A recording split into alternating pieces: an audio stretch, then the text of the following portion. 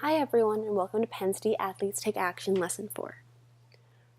In Lesson 3, students learned about how differences between people do not mean something bad, and often different people bring different important perspectives. Students also learned that diversity is positive and that we all have something in common. In Lesson 4, students will learn strategies to be an ally by responding to bullying. They will practice taking action through role plays. An ally is a person who takes action to support another before, during, or after difficult situations in relationships. This can specifically involve situations regarding differences in sex or gender, race, disability, and body type or looks. Remember to return to your classroom agreements if needed throughout the lesson.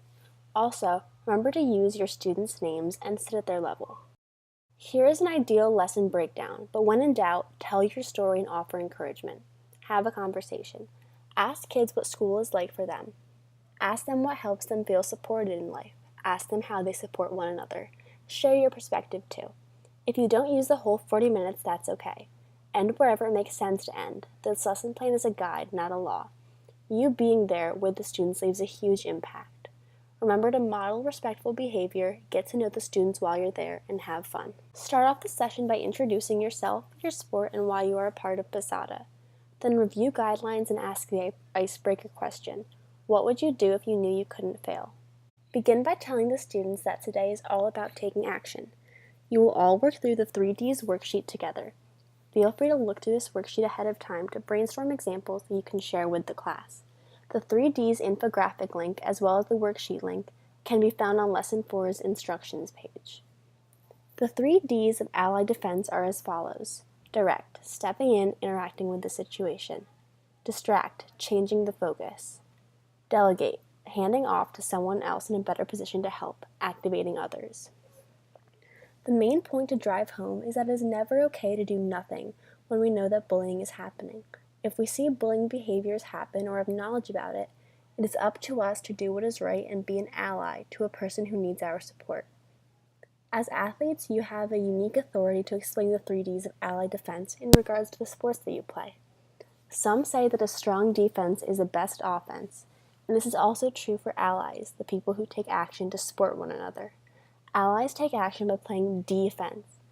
Direct, distract, delegate. Direct action means that you make a choice to directly interact with the situation. You show concern and step in to help change the situation. Distracting means that you make a choice to create a distraction and de-escalate the situation. Delegating means that you make a choice to get someone else to help. You tell an adult or someone in power in order to resolve the situation. It can be hard to know what to do when we witness bullying, but it's never okay to do nothing when we know that bullying is happening. If we see bullying or have knowledge about it, it is up to us to do what is right and be an ally to the person in need of our support. But how? To help us take action in safe and effective ways, especially in hard or confusing situations involving bullying or violence, we need some ally strategies. Let's use the 3Ds to practice responding to situations as an ally. Before anyone moves, explain the situation or activity to the kids. Tell students we'll be going through 4 real-life scenarios that we could face as allies. The students' roles are to be allies in action.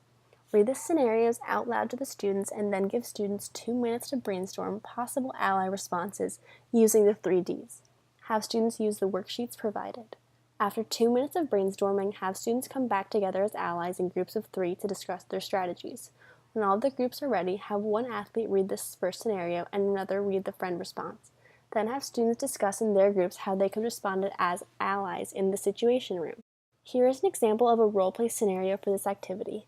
Every group member should be encouraged and supported to practice their words, phrases, and action-inspiring plans out loud. After groups have had enough time to work through the situation, call everyone's attention back to the large group. If groups are receptive and comfortable, ask 1 or 2 small groups to share or demonstrate one of the 3 specific ally actions they discussed or practiced. Have students explain or even act out their one of the 3Ds. After each discussion, move on to the next scenario. After the activity, you can choose to debrief in a large group as a class or have students share in their small groups, but before reconvening as a class. Some possible discussion questions are listed on this slide for your reference. What is one thing you will take away from this activity? How can you use the skills you learned today in your life? which method was the easiest and what method was the most difficult, and why do you think that is? Always bring the lesson back to the students' new strategies to be an ally and how they can respond to bullying.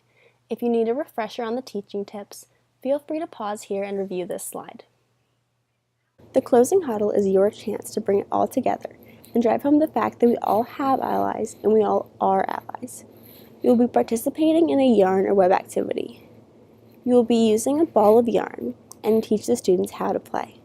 Tell the students that they are all going to pass this ball of yarn around the circle and explain that when someone gets the yarn, they should share their favorite ally response that they are now going to practice using in real life. They are allowed to repeat things that others have said, or they can pass also. To begin, one athlete wraps the beginning of the ball of yarn several times around their wrist, pulls the yarn out to create some slack, acknowledges another participant by name at the opposite side of the circle, and tosses the yarn to that person, creating a connection. That person then wraps some yarn around their wrist, answers the question, and chooses a person opposite them and repeats.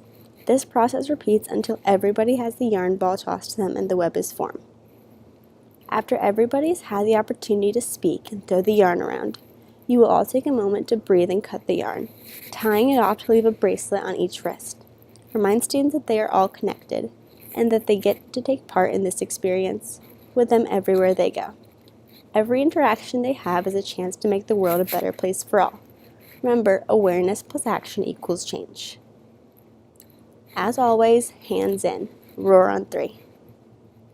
Remember, the lesson is about 40 minutes and you will have 24 to 26 students. The teacher stays in the classroom and all supplies are ready and provided. Remember to make sure you leave plenty of time to get to the school on time and to meet in the respective area depending on which school you're going to. Don't forget about social media. No faces of kids, otherwise share away. Let everyone know that you are taking action to help local middle schools prevent bullying. Check the CCWRC page for highlights as well.